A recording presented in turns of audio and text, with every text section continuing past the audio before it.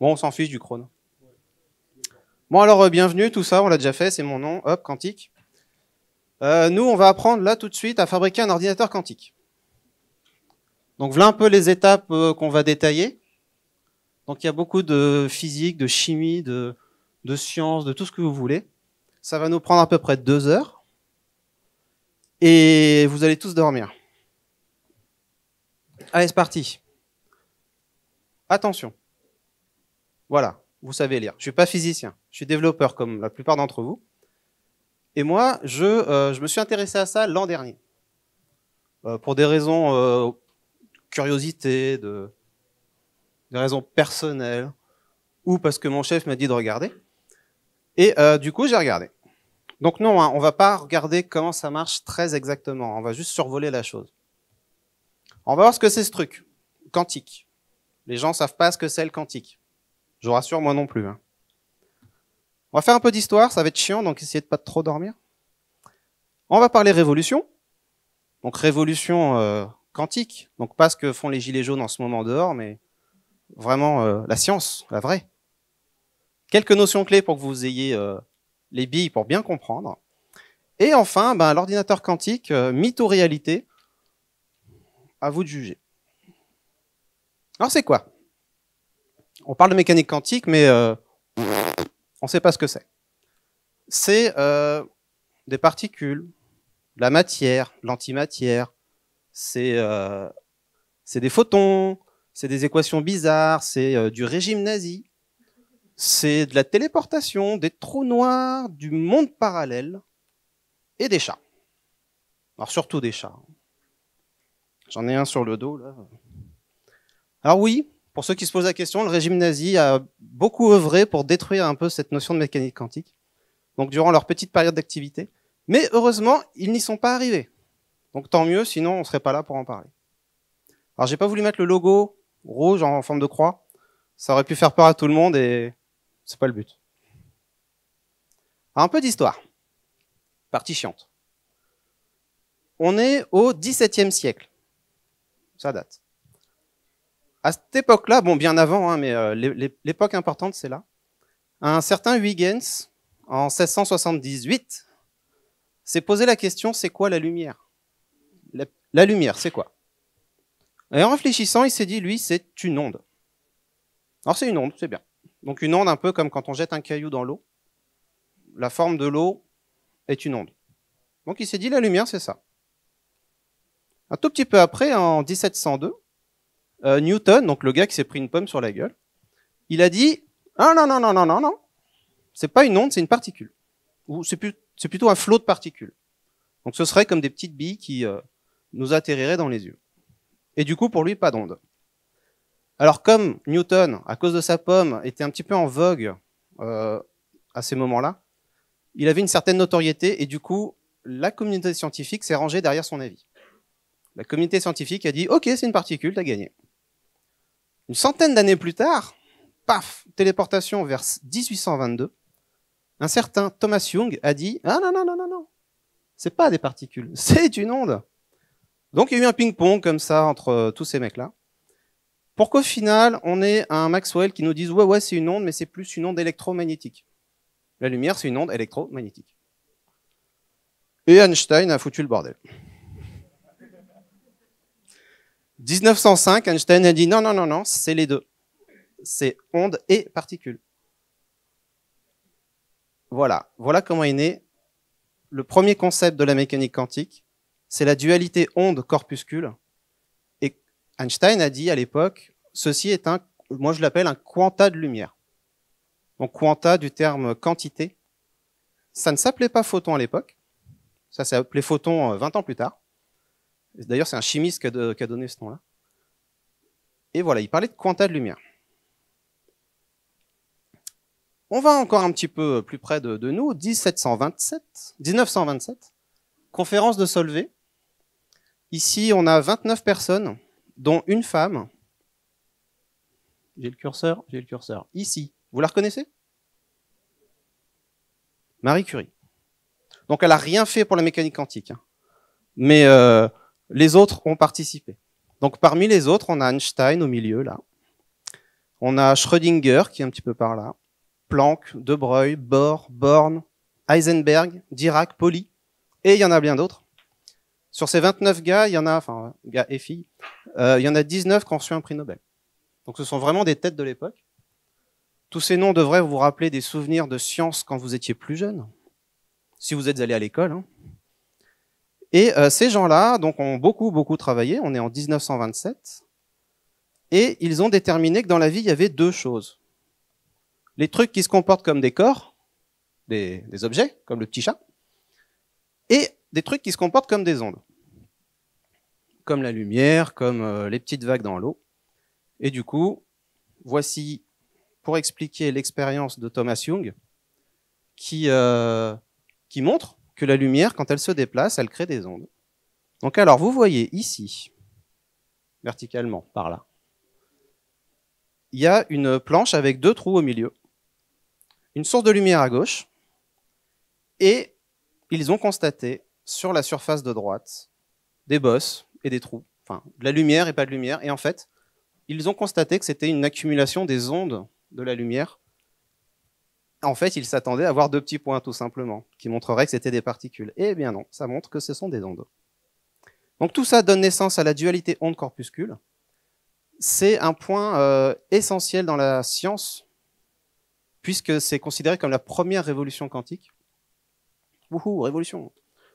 Qui a permis de découvrir plein de trucs concernant la matière elle-même. Donc, comment était constituée la matière? Il y avait un problème à l'époque, c'est qu'ils arrivaient à tout expliquer, sauf un truc. Pourquoi les objets ne s'effondrent-ils pas sur eux-mêmes? En effet, dans un objet, il y a des atomes, il y a des ions, des trucs comme ça, mais il y a beaucoup d'espace entre chaque. Et ils ne comprenaient pas pourquoi cet espace était là et pourquoi les atomes ne se percutaient pas entre eux. Grâce à ça, ils ont tout compris. Ils ont tellement compris de trucs qu'ils ont pu trouver d'autres trucs, comme la supraconductivité, comme les états de la matière nouveaux. Les états de la matière, vous connaissez les trois principaux? Non? Le gaz, le solide, le liquide. Et il se trouve qu'il y en a deux autres. Il y a les superfluides et les supersolides. On trouvera peut-être les supergazeux après, mais pas tout de suite. Donc un super liquide comme celui-là, refroidi à quasi zéro absolu, c'est de l'hélium liquide. Et vous voyez en dessous, il y a une petite goutte. Et cette petite goutte, alors ceci est un réceptacle qui est ce qu'il est, mais il n'est pas poreux. Et la petite goutte, en fait, elle serait remontée par les parois à droite et elle serait recoulée en dessous. Les superfluides auraient ce phénomène de ne plus adhérer à la surface et pourraient remonter la surface comme ça. Donc c'est assez magique et c'est super marrant à regarder. Plus tard, dans les années 60-70, on a créé les lasers. Oui. On a compris comment ça fonctionnait, du coup on les a compris. On les a fabriqués. On a fabriqué aussi des transistors, les tout premiers transistors, les premiers PCB, et ça a donné naissance aux ordinateurs que vous connaissez aujourd'hui.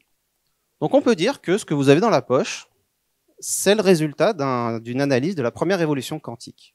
Donc vous avez un ordinateur quantique dans la poche. Magique.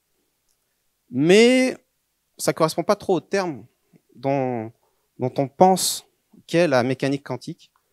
Et en fait, on va plutôt s'attarder sur la deuxième révolution quantique.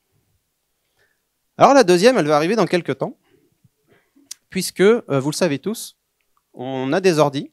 Vous connaissez la loi de Moore? Vous connaissez pas la loi de Moore? Si. Gordon Moore, cofondateur d'Intel, si je dis pas de bêtises, a, dans les années 60, fin 60, début 70, quand on a créé les premiers ordis, il a remarqué que l'humain arrivait à faire évoluer ses ordinateurs de façon linéaire. Et en gros, il a dit que tous les 18 mois, tous les 2 ans, on arrivait à doubler la capacité de calcul d'un ordi. Donc on avait des vieux ordis par là, j'en ai jamais eu des comme ça. Moi j'ai eu des trucs par là. Et c'est vrai. Alors il y a plusieurs façons de multiplier la puissance d'un ordinateur. Vous en connaissez plein, il y a réduire la taille des transistors, augmenter le nombre de processeurs, améliorer la vitesse de tout ce qui va autour. Donc globalement, ça améliore les performances. Mais on arrive à une certaine barrière. La barrière de la taille, de la réduction du composant principal du processeur, c'est-à-dire le transistor. Ici, on a quelques petites mesures qui ont été faites sur les derniers ou la dernière lignée des processeurs d'Apple. TSMC, vous le savez tous, c'est le fondeur qui fabrique les puces d'Apple. Donc lui, son boulot, c'est de faire des processeurs. En 2016, ils arrivaient à réduire une partie du transistor à 16 nanomètres.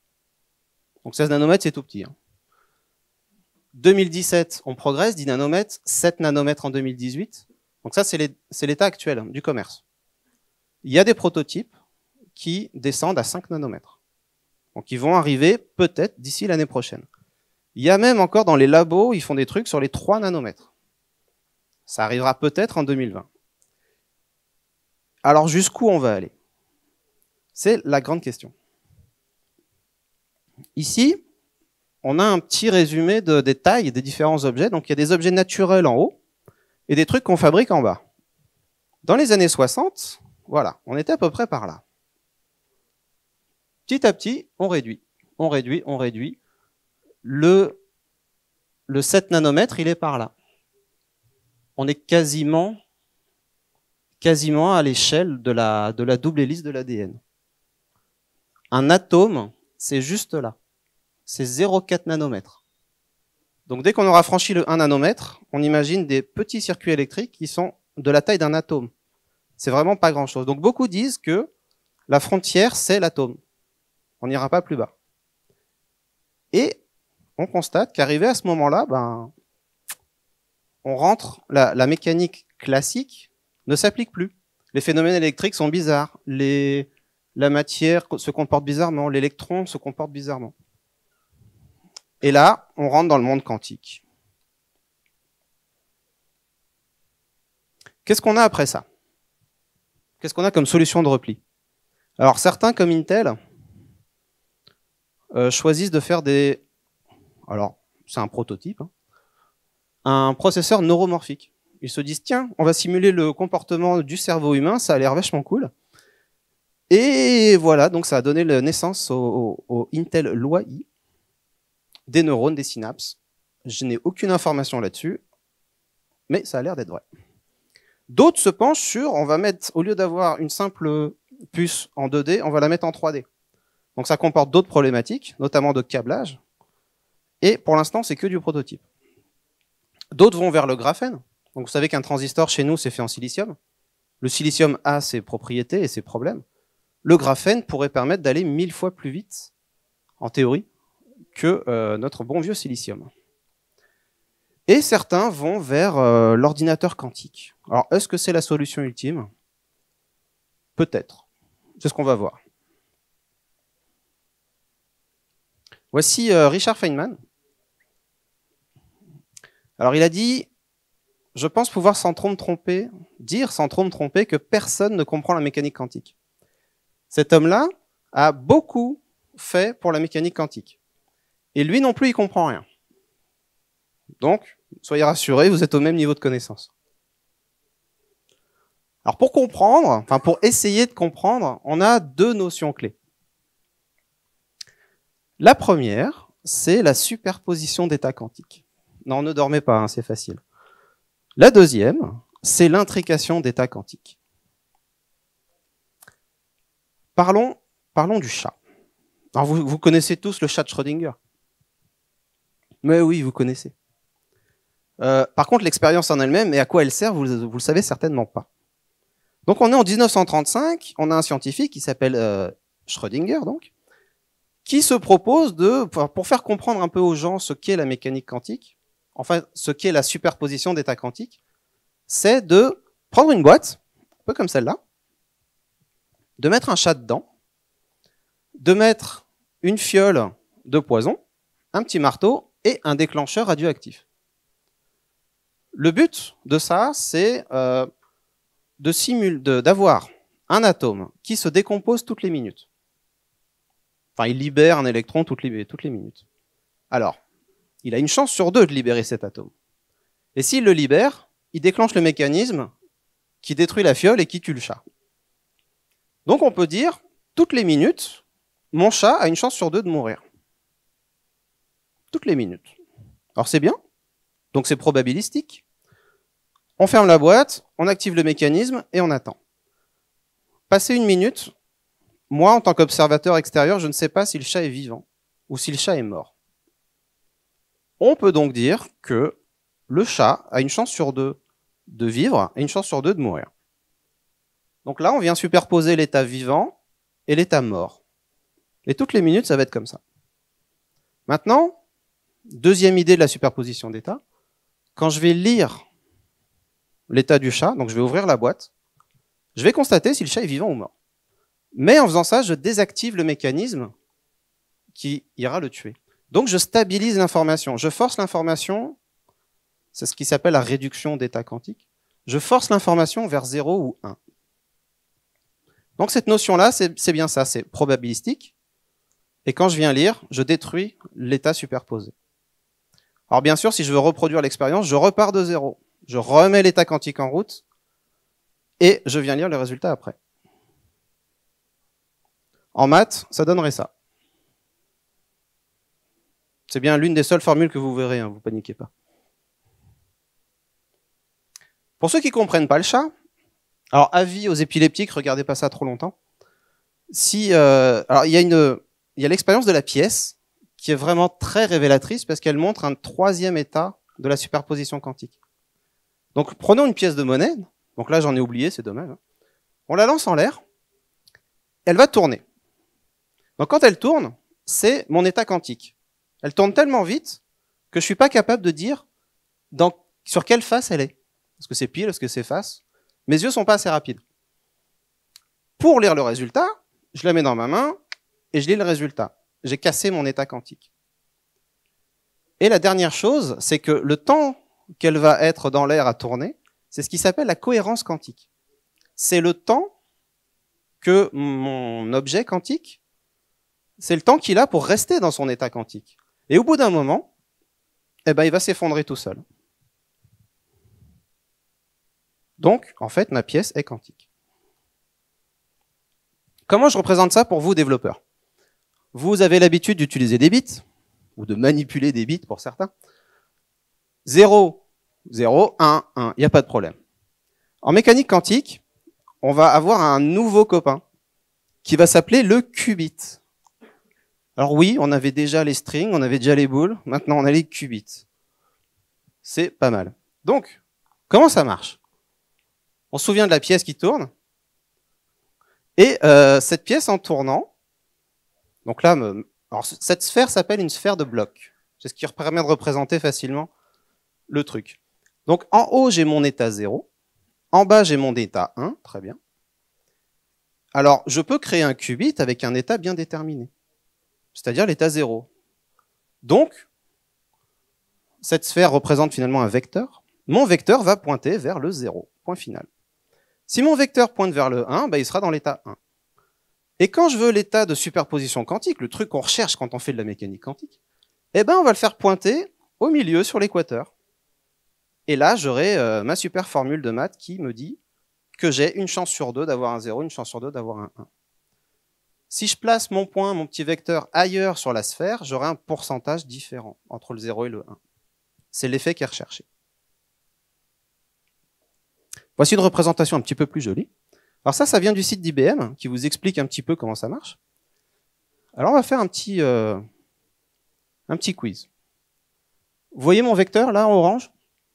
Il pointe un peu vers le haut. Et il a normalement 80% de chance, à peu près, puisqu'il est proche du 0, de tomber sur du 0, quand je vais le lire. Je rappelle que quand je lis mon état quantique, je le casse. Et donc je force mon état à pencher soit vers 0, soit vers 1, en fonction du pourcentage qui est indiqué par le vecteur. Et donc si j'ai 80% de chance d'avoir un 0, j'ai 20% de chance d'avoir un 1. Ouais, c'est comme ça que ça marche. Petit rappel, la lecture détruit l'état quantique. Voilà pour la superposition d'états. J'espère que vous avez bien compris parce que c'est hyper fondamental pour la suite. Petit 2. Intrication quantique. Vous savez ce que c'est l'intrication? C'est un mot français, hein, normalement vous savez. Non? Intrication, ça veut dire que quand deux choses sont fortement liées entre elles. Elles sont intriquées. Eh bien, il y a la même chose pour des particules. Alors on peut imaginer, on imagine deux photons qui seraient intriqués, donc c'est bien deux photons différents mais intriqués. Eh bien, si on en éloigne un de l'autre et qu'on fait une petite modification de l'état quantique de l'un, eh bien l'autre va réagir de la même façon. C'est un truc assez magique. Alors, petite expérience à réaliser chez vous. Vous pouvez pomper des photons d'un cristal à l'aide d'un laser ultraviolet. Et de cette façon, vous aurez deux photons intriqués. Donc, je l'ai fait, ça marche bien. Alors, il y a un truc chelou quand même là-dedans. Parce que je vous parle de photons qui sont intriqués, mais ils sont intriqués comment? Alors, sur la photo, il y a un petit lien entre les deux. Mais en vrai, on ne sait pas. Et ça a été un des problèmes qu'avait Einstein, de son vivant, en 1935 par là. Il a dit, mathématiquement, oui, ça se voit. Donc eux, ils avaient que des formules pour trouver ça. Ils ont dit, ouais, ça a l'air de marcher. Et il avait un collègue qui s'appelait Bohr, et ils n'étaient pas d'accord sur l'interprétation de ce truc-là.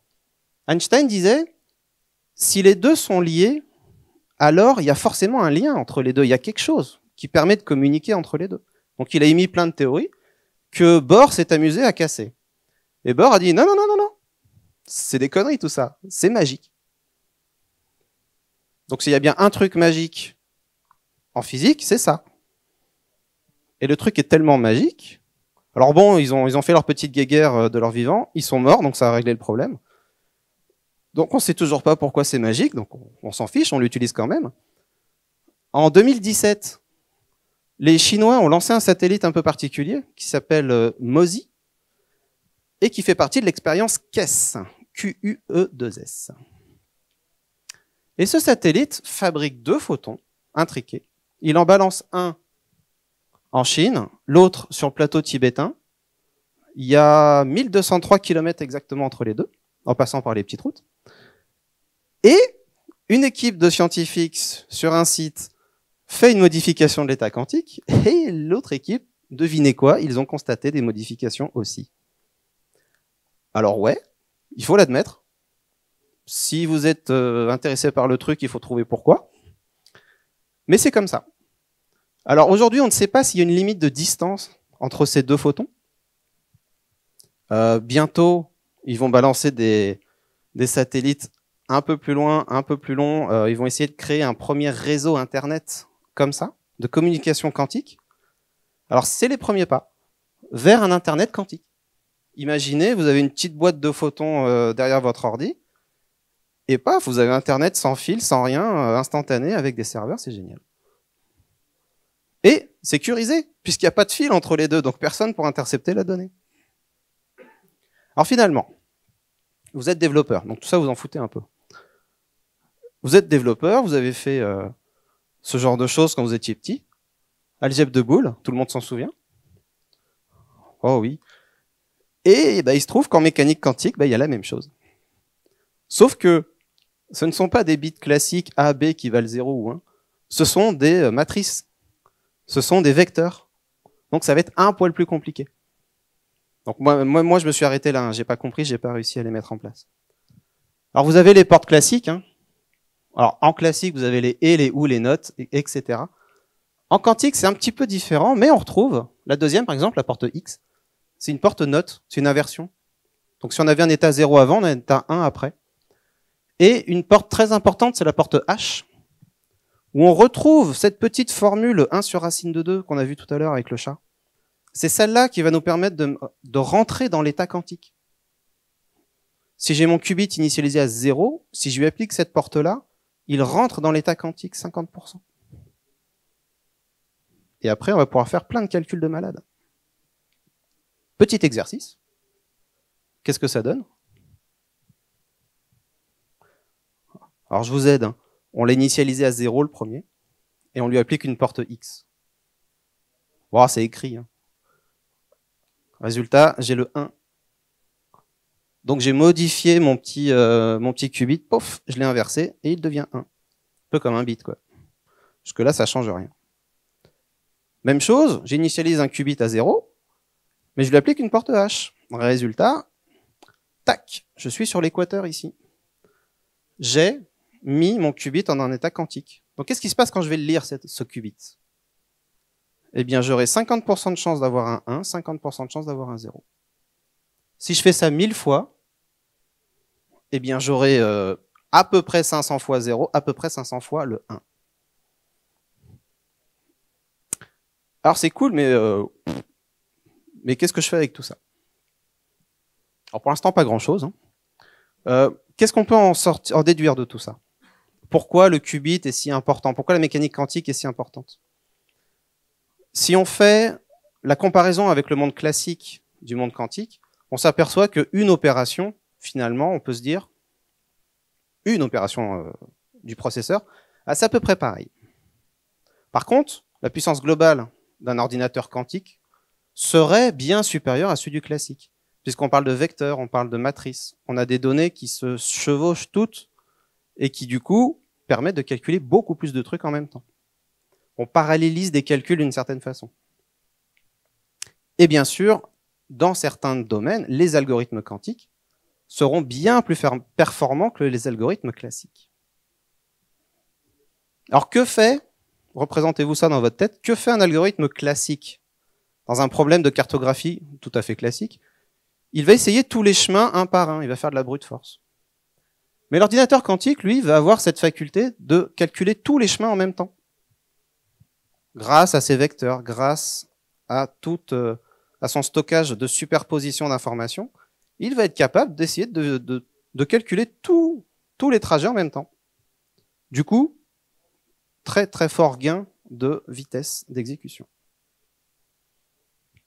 Là où la mécanique quantique va apporter d'énormes progrès dans la science, c'est tous ces domaines-là.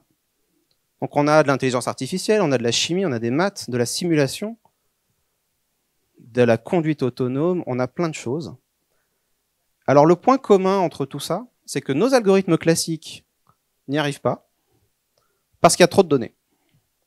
Il y a des millions, des milliards de données dans certains domaines et l'algorithme classique, alors oui, il marche, mais il met des années à calculer, donc c'est pas intéressant. J'ai pris un exemple que vous allez adorer. Il est là, en noir, à droite. On va étudier l'algorithme RSA. Et on va démontrer ensemble qu'un algorithme quantique peut résoudre le problème bien plus facilement. Vous connaissez tous le RSA? Vous l'utilisez tous les jours? Ouais. Vous savez, c'est le petit S dans HTTPS sur Internet. Donc derrière ce petit S, il y a un calcul mathématique assez complexe où je vous ai mis tout l'algo ici. Donc ça, c'est pour calculer la clé publique et la clé privée. Vous savez comment ça marche? Moi, le serveur qui fournit du HTTPS, quand un client se connecte, je lui calcule une clé publique et je me calcule une clé privée. Clé publique, je lui donne au navigateur. Donc celle-là, elle est publique, hein, tout le monde peut la voir. Et elle sert à crypter les données. La clé privée, il n'y a que le serveur qui la connaît et elle sert à décrypter la donnée. Et bien sûr, les deux clés sont différentes. Voilà le calcul. Alors, je vous fais juste les deux premières lignes. On choisit deux grands nombres premiers. Ça, c'est important. Donc, c'est des entiers premiers. Alors, j'en ai pris des très grands, j'ai pris 5 et 11. On les multiplie entre eux. Et on obtient le petit n. Dans ce cas-là, ça fait 55. Je vous passe le reste avec des modulos et des je sais plus quoi. Bref, quand j'ai calculé mon n, j'ai finalement presque calculé ma clé. Presque. Le but du jeu de casser une clé RSA, ça va être de faire presque machine arrière. C'est-à-dire partir du n, puisque le n est dans la clé publique, donc je le connais, et essayer de faire chemin inverse, c'est-à-dire retrouver mes deux nombres premiers. Alors ils sont premiers, c'est pas pour rien, c'est parce que mathématiquement c'est possible. Alors c'est possible, mais c'est super compliqué. L'algorithme classique existe, mais il est énormément consommateur de temps de calcul pour faire ce calcul. Donc la seule sécurité dans l'algo RSA repose sur ce fait que mathématiquement, c'est très long à casser une clé. Exemple, sur le site de Matmut, oui, je suis Matmut au fait, on utilise une clé RSA de 2048 bits, ce qui représente grosso modo 700 caractères de long, à peu près, si je dis pas de bêtises, sur notre fameux chiffre n, 700 caractères de long. Et il faudrait probablement plus que 50 ans aujourd'hui pour casser cette clé, pour faire juste l'opération mathématique inverse. Alors il y a des concours sur Internet, si vous voulez, qui s'appellent le RSA Factoring Challenge, qui propose à des mecs comme nous de casser des clés. Alors petit à petit, ils ont commencé par des petites clés, hein, forcément. Ils ont mis des ordinateurs de plus en plus gros pour essayer de calculer ça. Et le dernier record en date, il est à 232 caractères. Donc c'est le petit pointillé qu'on voit vertical. Et il aura fallu 4 ans à des ordinateurs super puissants pour faire ça.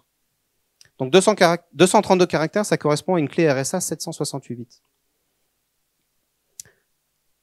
Et une clé 2048, c'est 617 caractères. À chaque fois qu'on rajoute un caractère sur cette clé, qu'on veut le décoder, eh ben ça prend une puissance de 10 supplémentaire en temps, enfin en nombre d'opérations, et du coup ça prend un temps conséquent.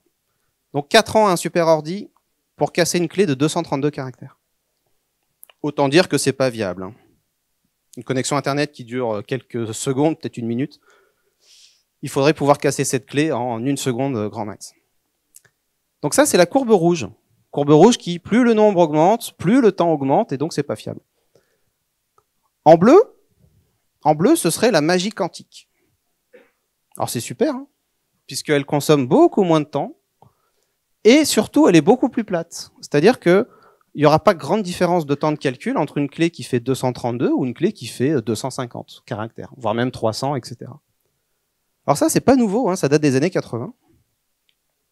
Un gars qui s'appelle Peter Shor a pondu un algorithme comme ça, qui oui, mécaniquement parlant, mécaniquement quantiquement parlant, existe.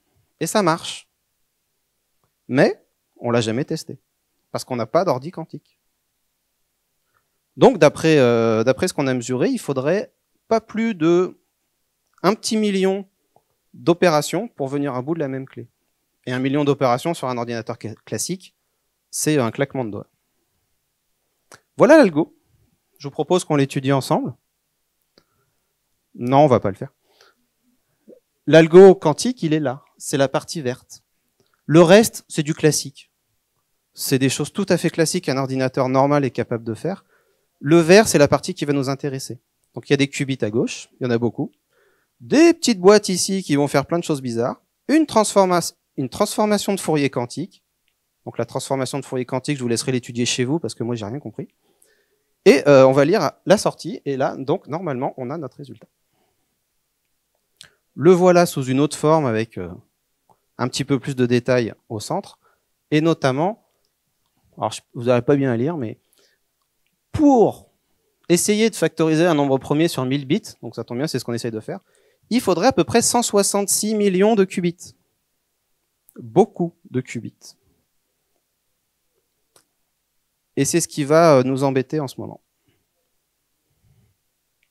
Alors, c'est un mythe ou une réalité d'après vous? Mythe. Gros mythe. Non. Non, pas encore. Il y a des gens qui fabriquent des ordinateurs quantiques. Notamment, il y a une petite start-up qui s'appelle D-Wave qui a fabriqué un ordi avec 2048 qubits. Alors, il faut les croire, hein, c'est sur leur site internet. Il y a IBM, Intel, il y en a d'autres comme ça qui, eux, alors c'est des cadors hein, de l'informatique, on les connaît. Pour info, Rigetti, c'est un ancien d'IBM. Eux, ils ont des super ordinateurs avec des qubits où il y en a 20, 36, 49. Donc on est un petit peu loin des 2048.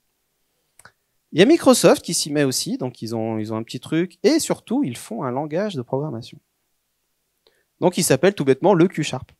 Donc vous pourrez l'installer chez vous sur vos machines classiques, on aura un petit exemple tout à l'heure. Il y a Google qui s'y met, et il y en a d'autres. Voici par exemple les premiers processeurs quantiques. À gauche, on a celui d'IBM, qui fait 5 qubits. À droite, celui de D-Wave, qui a l'air quand même sorti d'une machine extraterrestre. Alors, pas tant que ça finalement, puisqu'en regardant bien, donc il y a eu beaucoup de polémiques sur ce serveur, sur ce processeur quantique. Alors pourquoi une telle différence? D-Wave, on les connaît pas, ils sortent un truc qui fait 2048 qubits, et hop, ils le sortent du chapeau. À côté de ça, les plus gros comme IBM, eux, ils traînent avec 20 qubits. Pourquoi cette différence? On peut se demander si, en regardant bien, on a des petits carrés à l'intérieur du processeur. Alors je les ai comptés. Il y en a 256, pardon. Ce qui, moi, me dit qu'il y a en gros une petite puce à l'intérieur avec 8 qubits. Et il y a 256 fois ce truc-là. Donc finalement, ils sont assez proches technologiquement. Mais on ne sait pas ce qu'il est capable de faire.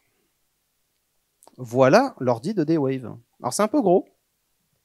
Ça fait 3 mètres de haut, 3 mètres de long, 2 mètres de large. Ça coûte 15 millions. Si vous avez un peu d'argent, n'hésitez pas. Alors pourquoi c'est aussi gros? Parce que finalement un processeur c'est gros comme ça. Hein. C'est aussi gros parce qu'il est refroidi. Donc ça c'est un frigo. C'est un frigo qui refroidit à 0,015 Kelvin. Et il isole du champ magnétique terrestre. Donc il est très gros. Il y a plein de laine de verre dedans pour isoler, c'est génial. Il a aussi une petite particularité, c'est que D-Wave l'a mis sur un cloud. En fait, vous pouvez jouer avec. Il suffit pour ça d'aller se connecter sur ce truc-là. Ça s'appelle D-Wave Leap. Vous créez un compte, c'est gratuit. Vous avez le droit à une seconde de calcul, si je dis pas de conneries.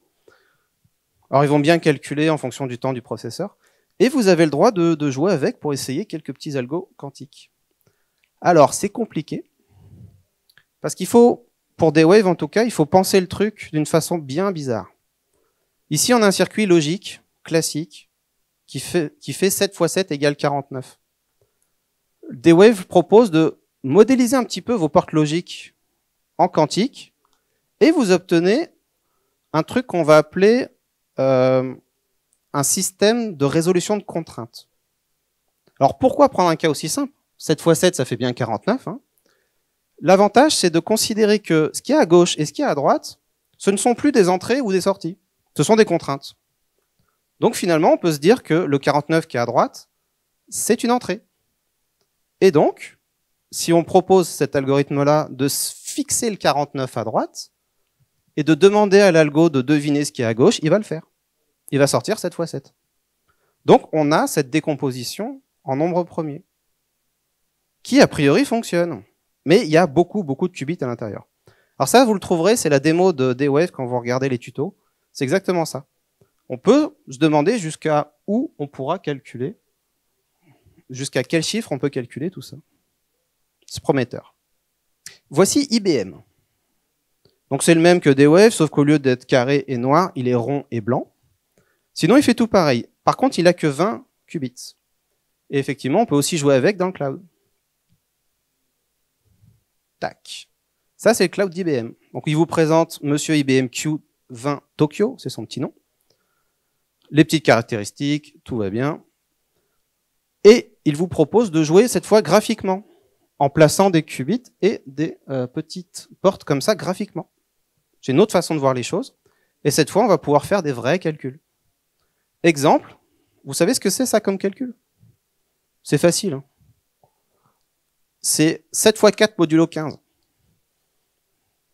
Alors pourquoi 7 x 4 modulo 15? Je sais pas, j'ai pas compris. Mais quand on l'exécute et quand on lit le résultat, en binaire, on a 1, 0, 1, 1, 0 qui donne bien 13. Et 7 x 4 modulo 15, ça fait 13. Donc là, on est sur un résultat certain. Pas aléatoire comme on a vu tout à l'heure. Donc le but, c'est c'est d'implémenter l'algo de Shor là-dessus.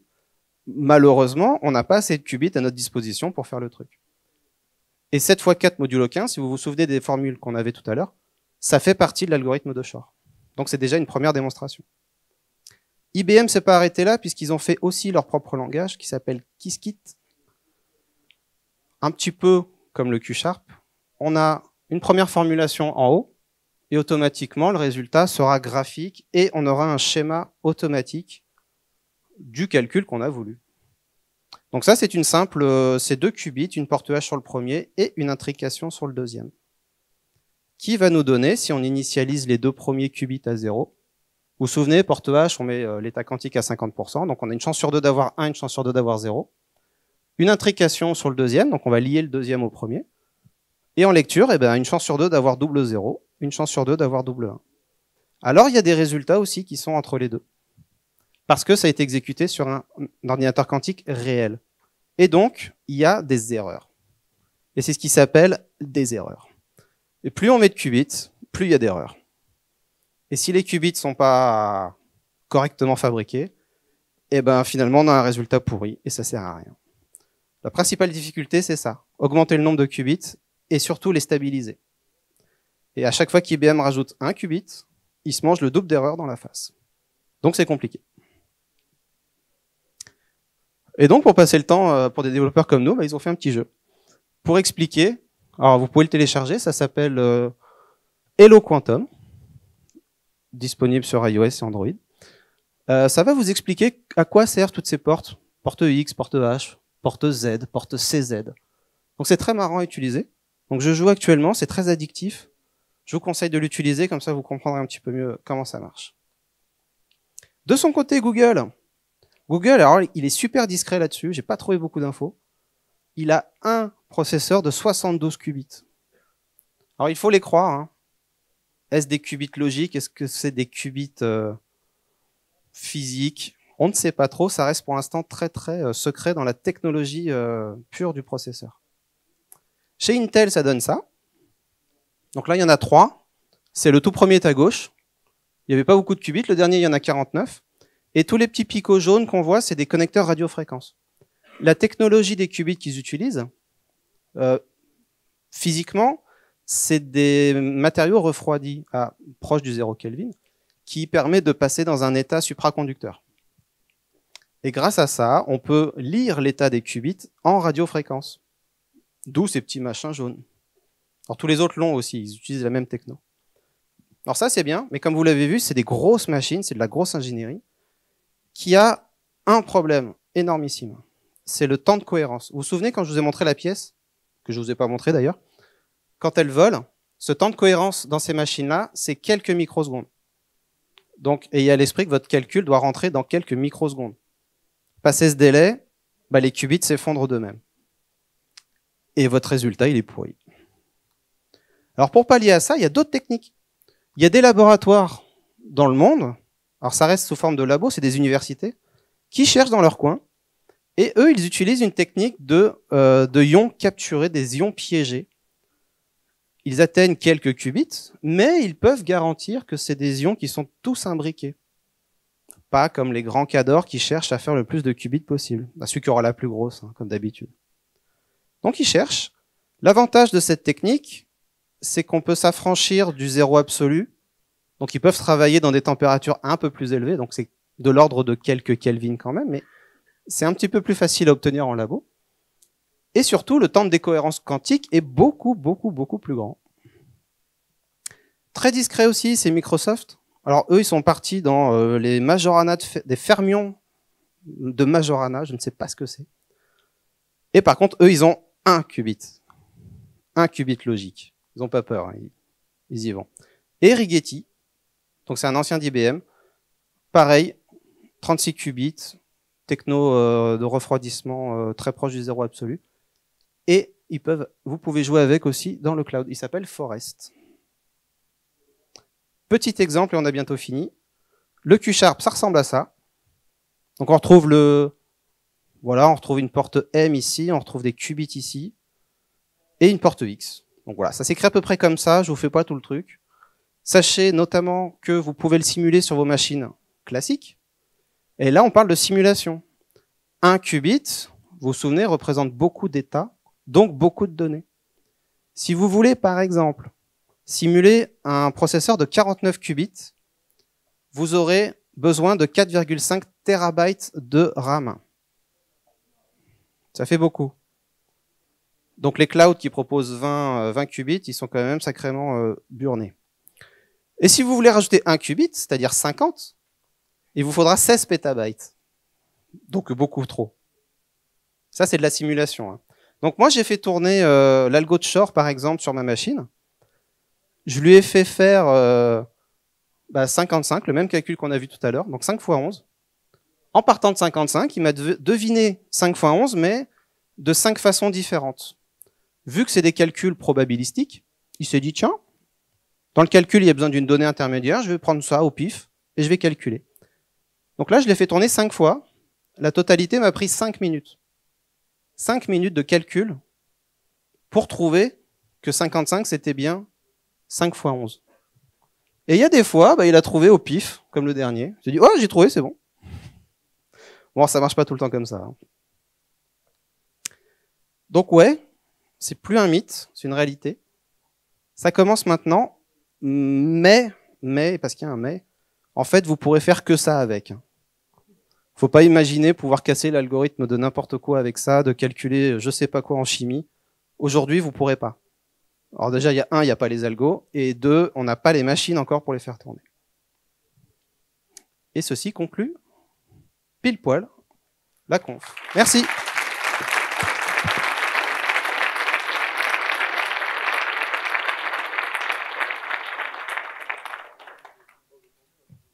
Est-ce que vous avez des questions? Une question.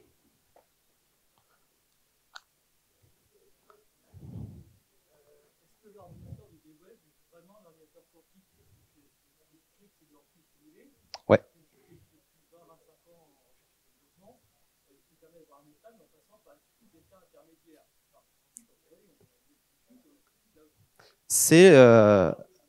Alors la question, c'est est-ce que D-Wave, c'est une arnaque? Parce que 2048 qubits sortis du chapeau, technique de fabrication recuit simulé qui est assez ancienne, qui n'est pas vraiment du quantique. Donc oui, quand il est sorti, tous les scientifiques du domaine se sont dit hey, on veut voir ce qu'il y a dedans, c'est génial. Et D-Wave a dit non, vous ne verrez pas. Donc, on peut se poser la question, est-ce que c'est pas juste un super ordi? Ou est-ce que ça marche vraiment quantiquement? Ça, surprise, on ne sait pas. Mais ça n'a pas empêché Google et la NSA de l'acheter, hein. On se demande bien pourquoi. Donc oui, si tu as 15 millions, tu l'achètes et tu testes. D'autres questions? Vous préférez aller manger?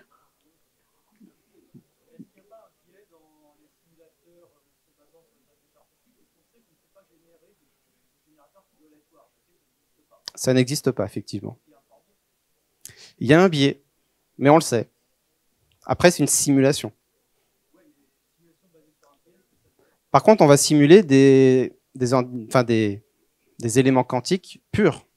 C'est-à-dire que c'est 50%, on va mettre 50%. On va s'arranger pour que ça soit là. Par contre, le taux d'erreur, il est 0. Or, un vrai truc quantique a des erreurs. Pour l'instant, ils en ont. C'est qu'une simulation.